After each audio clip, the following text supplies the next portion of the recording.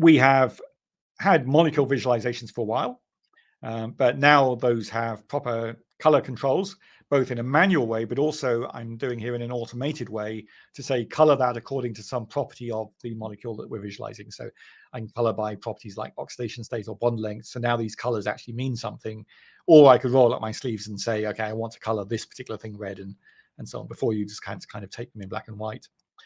Protein folding is something we've had for a while, but you might not have noticed that when I fold a sequence and figure out how it will optimally be folded in 3D geometry, that was using an external service.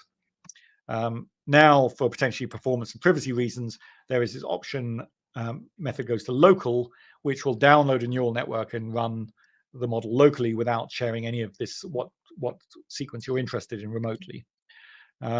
And to go with that, there is also better ability to compare these things. So in this particular case, this is not a theoretical thing. This has been studied. So here I've done a automatic fold to compute the folded version, but I have also downloaded the experimental data, and you can see at a glance they look similar.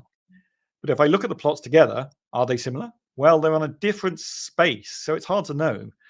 We now have biomolecule align, which will basically optimize the orientation and scale of those things so they can be shown together. And we can see actually they're really good alignment until you get to the very ends where they seem to diverge. This little strand at the end, the theoretical version and the experimental version diverge, but everywhere else it's been a pretty good attempt at doing that.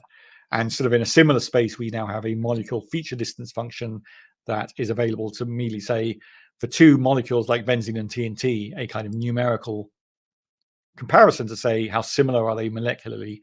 Obviously, you can roll your own, but it's nice to have one that's out of the box. So as a more kind of practical example, I'm going to search all of the alkanes and say which one of those is molecularly most similar to ethanol. And hopefully, maybe I didn't download the alkanes on this machine before.